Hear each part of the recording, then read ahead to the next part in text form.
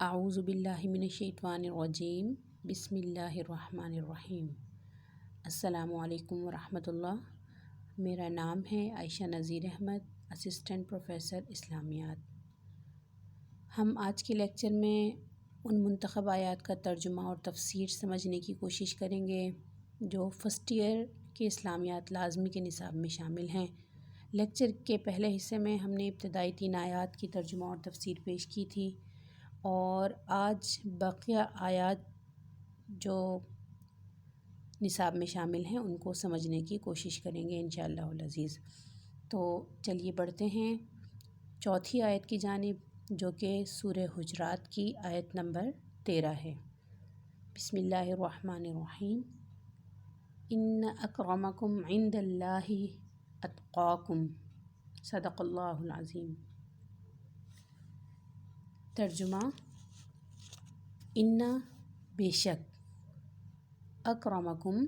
تم میں سب سے زیادہ معزز، اکرم سب سے زیادہ معزز، کم یہ ضمیر ہے، پروناؤن ہے، تم میں سے، اکرمکم تم میں سے سب سے زیادہ معزز، سب سے زیادہ عزت کا مستحق، سب سے زیادہ قابل عزت، عند اللہ اللہ کے ہاں، اللہ کے نزدیک، وہ ہے اتقاکم جو تم میں سب سے زیادہ متقی ہے۔ اتقا سب سے بڑا متقی، سب سے زیادہ پرہیزگار، کم تم میں سے،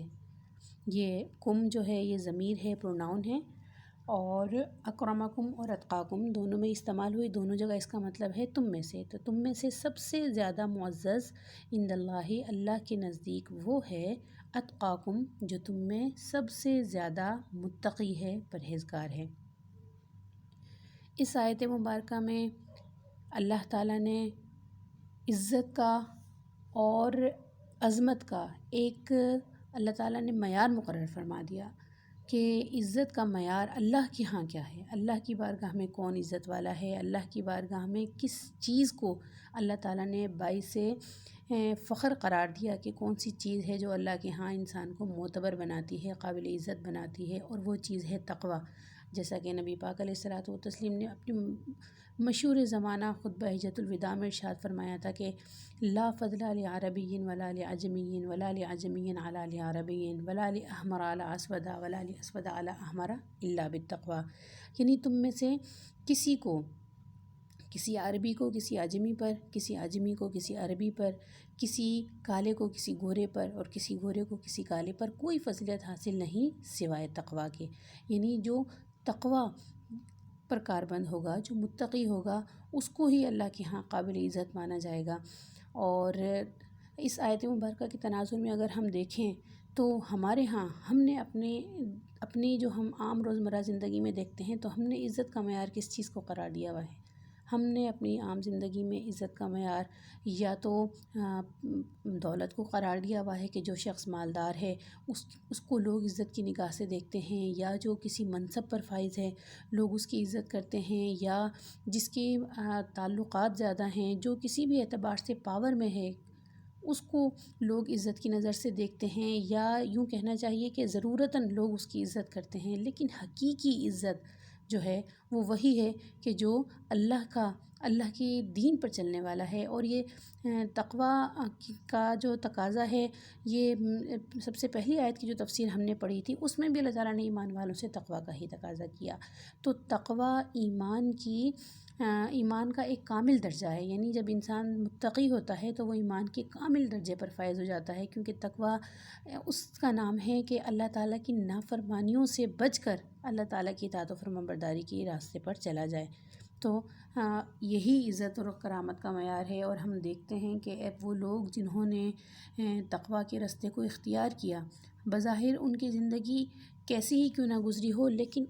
اللہ کی بارگاہ میں وہ معزز تھے، تو دنیا نے نہ ان کے پاس کوئی منصب ہے، نہ ان کے پاس کوئی دولت ہے، نہ ان کے پاس کوئی جاہ و حشمت ہے، لیکن دنیا کے دلوں میں اللہ تعالیٰ نے ان کی ہیبت اور ان کی عزت اور ان کا احترام ڈال دیا۔ تو یہ جو ہے اللہ تعالیٰ کی بارگاہ میں جو معززوں کا ظاہر ہے، جو اللہ کے ہاں عزت والا ہے، جس کو اللہ تعالیٰ عزت دے دیتا ہے، تو پھر اس کے لیے جو ہے وہ دنیا میں اس کو نیچا دکھانے والا یا پیچھے چھوڑ دینے والا کوئی نہیں ہوتا۔ تو اللہ تعالیٰ ہمیں اس آیت کا مفہوم سمجھنے اور اس کے مطابق چلنے کی توفیق عطا فرمائے۔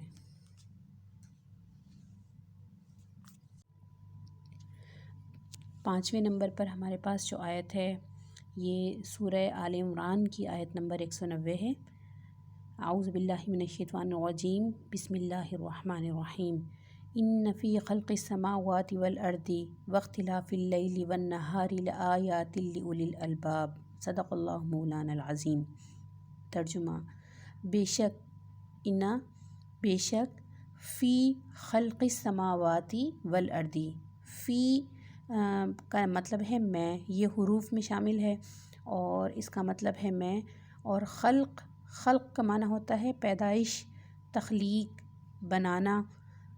تو فی خلق السماوات، السماوات آسمانوں، سما کی جمع ہے، اس کا مطلب ہے آسمان، اور الارض زمین، بے شک زمین اور آسمان کی تخلیق میں، زمین اور آسمان کی پیدائش میں، یا اس کو ہم خلق کے معنی میں ہم بنانا بھی لے سکتے ہیں۔ تو بے شک زمین اور آسمان کے بنانے میں، واختلاف اللیل والنہار، اور اختلاف کا معنی ہوتا ہے آنا جانا، ایک کے بعد ایک، وہ تسلسل کے ساتھ آنا۔ تو واختلاف اللیل والنہار، لیل کہتے ہیں رات کو اور نہار کہتے ہیں دن کو، دن اور رات کے آنے جانے میں، لآیات البتہ نشانیاں ہیں، ضرور نشانیاں ہیں، لأولی الالباب عقل والوں کے لیے۔ آیت کی جمع ہے، آیت نشانی کو کہا جاتا ہے، ضرور نشانیاں ہیں لأولی الالباب صاحبان عقل و دانش کے لیے، الباب لب کی جمع ہے اور اس کا معنی ہوتا ہے عقل و فہم۔ تو اولی الالباب یعنی عقل و دانش رکھنے والوں کے لیے ضرور اس اللہ تعالیٰ کی زمین و آسمان کی تخلیق میں اور دن اور رات کے آنے جانے میں نشانیاں ہیں۔ اس آیت مبارکہ میں اللہ تعالیٰ نے زمین و آسمان کی تخلیق اور دن اور رات کے آنے جانے کا ذکر فرمایا، یعنی اللہ تعالیٰ فطرت میں غور کرنے کی دعوت دے رہا ہے کہ اور پھر یہ فرمایا کہ اس میں نشانیاں ہیں، یعنی ان کو تلاش کرنا ہے، ان کو دیکھنا ہے، اور پھر جب تخلیق کائنات میں انسان غور و فکر کرتا ہے تو واقعتاً اسے اس خالق کی پہچان حاصل ہوتی ہے کہ یہ جو مخلوقات، ان کی وسعت کا، ان کی جو ہے وہ عظمت کا یہ عالم ہے، تو جس نے ان کو تخلیق فرمایا، اور صرف تخلیق ہی نہیں کیا بلکہ وہ اس نظام کو چلا رہا ہے، پیدا کرنا اور پھر اس نظام کو چلانا، اتنی بڑی کائنات کو چلانا، اس نظام کو چلانا، اور اس کو کس قدر ترتیب کے ساتھ اور نظم کے ساتھ چلا رہا ہے اللہ تعالیٰ۔ تو اس کو فرمایا کہ اس میں غور کرو، اس میں نشانیاں ہیں، جو اہل عقل ہیں وہ ان نشانیوں سے خالق کی پہچان حاصل کرتے ہیں، اور یہ قرآن پاک میں جا بجا کائنات میں غور و فکر کی دعوت دی گئی ہے، جا بجا اس بات کا ذکر کیا گیا، بہت ساری تمام تخلیقات کے بارے میں اللہ تعالیٰ بار بار ذکر فرماتا ہے کہ وہ اگر کسی بھی فن کے ماہر کو اگر پہچان نہ ہو تو اس کے فن کا نمونہ دیکھ کر جو ہے وہ اس کی پہچان ہوتی ہے۔ تو رب تعالیٰ کی تخلیق جو ہے اس کو، اور پھر تخلیق کا سب سے حسین شاہکار تو خود انسان کی ذات ہے، تو اللہ تعالیٰ نے فرما دیا کہ اپنی وہ فہم اور عقل جو اللہ تعالیٰ نے تمہیں عطا فرمائی ہے، اگر تم اس کے ذریعے بھی اپنے رب کو پہچاننا چاہو اور اس اپنے خالق کو پہچاننا چاہو، تو اس میں تمہارے لیے جا بجا نشانیاں رکھ دی ہیں اللہ تعالیٰ نے کہ تم اپنے رب کی پہچان حاصل کر سکتے ہو، اور پھر تمہارا سر اس کی بارگاہ میں جھک جائے گا اس کی عظمت کا اقرار کرتے ہوئے، اور یہی اللہ تعالیٰ جو ہے وہ ہم سے تقاضا فرماتا ہے، یہی اللہ تعالیٰ ہم سے چاہتا ہے کہ جو اس نے فرما دیا کہ وما خلقت الجن والانس الا لیعبدون، کہ میں نے جنوں اور انسانوں کو اپنی عبادت کے لیے ہی پیدا کیا ہے۔ تو جب رب تعالیٰ کی عظمت اور اس کی ہیبت کی نشانیوں کو دیکھیں گے تو پھر اللہ تعالیٰ کی بارگاہ میں خود بخود ہمارے سر جو ہیں وہ سجدے میں چلے جائیں گے، اور اللہ تعالیٰ کی ذات کی پہچان حاصل ہوگی، اس کی صفات کو جو ہے وہ کی پہچان حاصل ہوگی۔ اسی وجہ سے اللہ تعالیٰ نے ہمیں تخلیق کائنات میں غور و فکر کی دعوت دی، اور جدید علوم سارے کے سارے جتنے بھی جدید علوم ہیں آج کے دور کے جدید علوم ہیں، یا جن کو ہم سائنسی علوم کہتے ہیں، آپ دیکھیے نا سائنس کن علوم کو کہا جاتا ہے؟ سائنسی علوم جو عقل کی بنیاد پر ہیں، عقل جن چیزوں کو مانتی ہے اس کو آپ نے سائنس کا نام دے دیا۔ تو یہ تو اللہ تعالیٰ خود فرما رہے ہیں عقل والوں سے کہ تم غور و فکر کر لو زمین و آسمان میں۔ تو یہ تو قرآن کی دعوت ہے، تو قرآن کا حکم ہے۔ تو جتنے بھی سائنسی علوم ہیں یہ اصل میں حکم قرآنی کا ہی ایک نتیجہ ہیں، اور کائنات کا خالق اللہ تعالیٰ ہے، تو ساری کی ساری جو علوم ہیں وہ اسی سے متعلق ہیں، اور ہر چیز جو ہے کائنات کی ہر چیز، جو اہل عقل ہیں وہ جانتے ہیں اس بات کو کہ ہر چیز جو ہے وہ اشارہ کر رہی ہے اسی ایک ہستی کی جانب جو کہ ان چیزوں کا خالق ہے۔ ہم اب بڑھتے ہیں اگلی آیت کی جانب۔ آیت نمبر 6 ہے جو کہ سورہ آل عمران ہی کی آیت ہے، آیت نمبر 92۔ اعوذ باللہ من الشیطان الرجیم، بسم اللہ الرحمن الرحیم۔ لن تنالوا البر حتى تنفقوا مما تحبون، صدق اللہ مولانا العظیم۔ لن تنالوا، ہرگز نہیں پا سکو گے تم۔ نالا ینالو اس کا معنی ہوتا ہے پانا، حاصل کرنا۔ فرمایا لن تنالو، ہرگز نہیں حاصل کر سکتے، ہرگز نہیں پا سکتے تم البرا، نیکی کو نہیں پا سکتے، یعنی نیکی کے کمال کو، نیکی کی حقیقت کو تم نہیں پا سکتے۔ حتیٰ تنفقو، یہاں تک کہ تم خرچ کرو۔ تنفقو انفاق سے نکلا ہے، انفقا ينفقو، انفاق اس کا معنی ہوتا ہے خرچ کرنا۔ کوئی چیز اللہ تعالیٰ کی بارگاہ میں، یہاں انفاق سے مراد اللہ کی بارگاہ میں خرچ کرنا ہے، یہاں تک کہ تم خرچ نہ کر دو مما، ان چیزوں میں سے، تحبون، جو تم پسند کرتے ہو۔ تو اس آیت مبارکہ میں اللہ تعالیٰ نے نیکی کی حقیقت کو بیان فرما دیا کہ اصل نیکی کیا ہے، کہ اللہ تعالیٰ کی راہ میں ایسی چیز خرچ کرنا جو انسان کو پیاری ہے، پسندیدہ ہے۔ تو انفاق کا ذکر آیا اس میں، اور انفاق میں بھی عموماً ہمارے ہاں ہوتا کیا ہے، ہم نیکی سمجھتے ہیں اس چیز کو، بلا شبہ یہ بھی نیکی ہی ہے کہ جو چیز ہم عموماً اللہ تعالیٰ کی راہ میں دینے کے لیے اس چیز کا انتخاب کرتے ہیں جو ہمارے لیے قابل استعمال نہیں ہوتی، یا جو ہمارے اس ضروریات سے زائد ہوتی ہے، ہم وہ اللہ کی راہ میں خرچ کرتے ہیں۔ اس کو بھی اللہ تعالیٰ نے ضائع نہیں کرے گا، اس کے اجر کو بھی، اس کو بھی اللہ تعالیٰ نے نیکی ہی قرار دیا۔ لیکن نیکی کی حقیقت، اصل نیکی کیا ہے، کہ وہ چیز خرچ کرنا جو تمہیں پسند ہے، جس سے تم محبت کرتے ہو، جو تمہیں پیاری ہے، اس کو اللہ کی راہ میں خرچ کر دو۔ یہ امتحان ہے کہ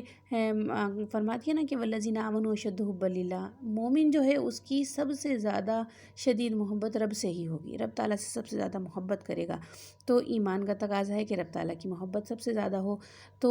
اب یہاں امتحان آ جاتا ہے کہ جو دنیاوی چیزیں ہیں، جو دنیاوی نعمتیں ہیں، جو رب تعالیٰ نے ہی عطا کی ہیں، رب تعالیٰ کی عطا کردہ ہیں، اس کی عطا کردہ چیزوں کو اگر دیکھا جائے، یہ اللہ تعالیٰ نے ایک طرح سے ایک وہ کسوٹی مقرر کر دی، ایک معیار مقرر کر دیا کہ کیا تمہیں رب سے زیادہ محبت ہے یا اس کی دی ہوئی نعمتوں سے زیادہ محبت ہے۔ تو جو چیز تمہیں پسند ہے، پیاری ہے، اللہ کی راہ میں اس کو قربان کر سکتے ہو یا نہیں ہے۔ سب سے زیادہ تو اس کا آیت مبارکہ کا تعلق مال و دولت سے ہے، کہ مال و دولت میں سے اپنی استعمال کی، اپنی ضرورت کی چیزوں میں سے وہ جو چیز انسان کی جس چیز کی انسان کو ضرورت ہے، یا جو چیز انسان کی پسندیدہ ہے، اگر اللہ کی راہ میں خرچ کرنا ہے اور نیکی کی کمال کو پانا ہے تو پھر اس چیز کو اللہ کی راہ میں خرچ کر دو، قربان کر دو۔ اور اس کا اطلاق اور چیزوں پر بھی ہوتا ہے۔ انسان کو اللہ تعالیٰ نے بہت سی نعمتیں دی ہیں، صرف مال ہی نہیں بلکہ مال کو تو ایک آزمائش قرار دیا گیا۔ اللہ تعالیٰ نے انسان کو عقل شعور عطا کیا، اللہ تعالیٰ نے انسان کو علم کی دولت سے نوازا ہے، اللہ تعالیٰ نے انسان کو صحت صحت کی دولت سے نوازا ہے، تو جس چیز کو بھی خرچ کریں اللہ کی راہ میں، انسان اپنا علم بانٹے اللہ تعالیٰ کی خاطر، لوگوں کو علم تقسیم کرے، لوگوں کو علم دے، اپنا وقت لوگوں کے لیے خرچ کرے، اپنی صلاحیتیں، اپنی جو اللہ تعالیٰ نے اس کو صلاحیت عطا فرمائی ہے اس کو لوگوں کے لیے خرچ کرے۔ جس چیز کو وہ اپنے لیے بچا کر رکھنا چاہتا ہے وہ چیز وہ اللہ کی خاطر، اللہ کی مخلوق کی جو ہے وہ بھلائی کے لیے، ان کی مدد کے لیے استعمال کرے، تو وہ تمام چیزیں اس آیت کے تحت آ جاتی ہیں۔ اور خصوصاً اس کا اطلاق یقیناً مال و دولت پر ہوتا ہے کہ انسان سب سے زیادہ جس چیز کی فکر کرتا ہے زندگی بھر وہ مال ہی ہے، کہ وہ مال جمع کرنے کی کوشش کرتا ہے، مال جمع کرنے کی فکر کرتا ہے۔ تو فرمایا کہ جس چیز کو اتنی محبت سے، اتنے ذوق و شوق سے جمع کر رہے ہو، اگر تمہاری نیکی کا امتحان یہ ہے کہ اللہ تعالیٰ کی راہ میں اسی پسندیدہ چیز میں سے خرچ کر دو، تو یہ تمہاری نیکی کا کمال ہوگا۔ تو اللہ تعالیٰ ہمیں اس آیت مبارکہ کا مفہوم سمجھنے کی اور اس کے مطابق اللہ تعالیٰ کی راہ میں خرچ کرنے کی توفیق عطا فرمائے۔ نمبر 7 پر ہمارے پاس سورہ حشر کی آیت ہے، آیت نمبر 7۔ ارشاد باری تعالیٰ ہے، اعوذ باللہ من الشیطان الرجیم، بسم اللہ الرحمن الرحیم، وما آتاکم الرسول فخذوہ وما نہاکم عنہ فانتہوا، صدق اللہ مولانا العظیم۔ ترجمہ ہے، وما آتاکم، وما اور جو کچھ، آتاکم تمہیں دیں، تمہیں عطا کریں، آتا دیں، اور کم پہلے بھی آیا تھا، یہ اس کے بارے میں بتایا ہے کہ یہ ضمیر ہے، اس کا معنی ہوتا ہے تم، یہ مخاطب کی حاضر کی ضمیر ہے، یعنی سیکنڈ پرسن کے لیے استعمال ہوتی ہے، اور جمع کی ضمیر ہے وما آتاکم، اور جو کچھ تمہیں دیں، تمہیں عطا کریں، الرسول، رسول، رسول صلی اللہ علیہ وسلم جو کچھ تمہیں دیں، فخذوہ اسے لے لو۔ خذوہ، خذ کا معنی ہوتا ہے اخذ یاخذ کا معنی ہوتا ہے لے لینا، پکڑ لینا، فرمایا اسے پکڑ لو، اسے لے لو۔ وما نہاکم، اور وہ روکیں، نہا ینہا کا معنی ہوتا ہے منع کرنا، روکنا، وما نہاکم عنہ، اور جس سے وہ تمہیں منع کریں، نہا وہ منع کریں، کم تمہیں، عنہ جس چیز سے تمہیں وہ منع کریں، فانتہوا اس سے رک جاؤ، اس سے باز رہو، اسے چھوڑ دو۔ اس آیت مبارکہ میں اللہ تعالیٰ نے نبی پاک علیہ الصلاۃ والتسلیم کی اطاعت اور نبی پاک علیہ الصلاۃ والتسلیم کی احکامات کو ماننے کا، ان پر عمل پیرا ہونے کا حکم ارشاد فرمایا کہ جو کچھ تمہیں رسول دے دیں، یعنی جو بھی نبی پاک علیہ الصلاۃ والتسلیم نے حکم دیا، ہم دیکھتے ہیں کہ ہمارا جو دین ہے وہ، اس دین کی جو بنیاد ہے وہ دو ہی چیزوں پر ہے۔ ہمیں اپنا دین جو ہے اس کے دو ماخذ ہیں جہاں سے ہمیں اپنا دین ملتا ہے، دو منبع ہیں، دو مرکز ہیں۔ ایک تو ہے کہ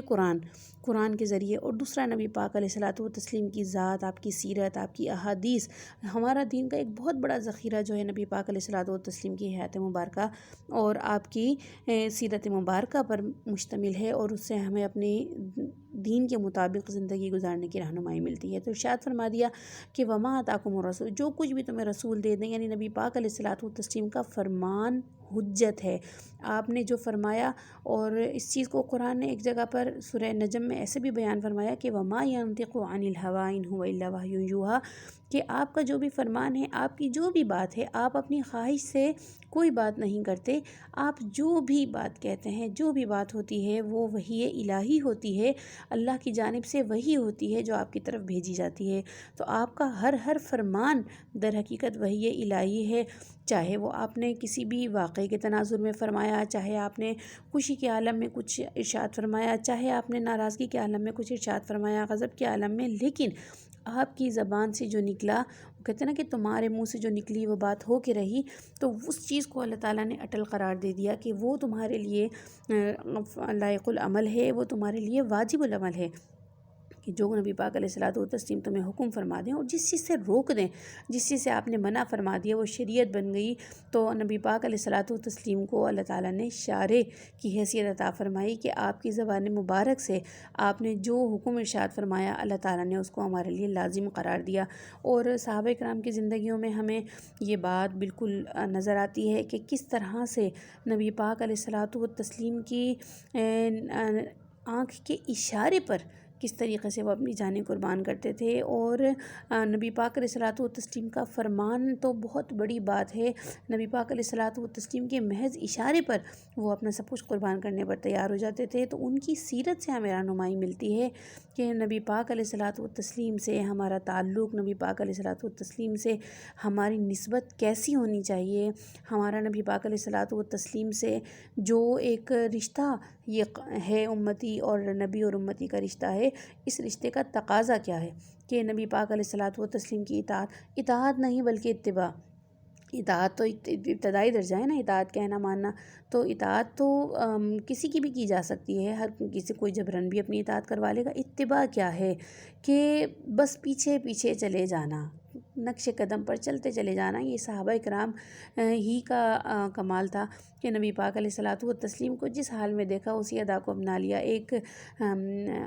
بدو ہیں، ایک صحابی، وہ بڑی دور سے نبی پاک علیہ الصلوۃ والتسلیم سے ملنے آئے اور زندگی میں ایک ہی مرتبہ جو ہے نبی پاک علیہ الصلوۃ والتسلیم کی زیارت کی، اور جس حال میں زیارت کی اس وقت نبی پاک علیہ الصلوۃ والتسلیم کے کرتے کے بٹن کھلے ہوئے تھے۔ زندگی بھر انہوں نے اسی ادا کو اپنائے رکھا۔ اور نبی پاک علیہ الصلوۃ والتسلیم کی محبت اور عشق جو ہے یہی دین کی اصلیت، دین کی حقیقت ہمیں سمجھاتا ہے۔ تو فرما دیا کہ جو رسول تمہیں دے دیں وہ تم لے لو، اور جس چیز سے وہ تمہیں منع کریں تم رک جاؤ۔ یہ اللہ تعالیٰ کا ہم سے تقاضا ہے، اللہ تعالیٰ ہمیں اس کا فہم عطا فرمائے۔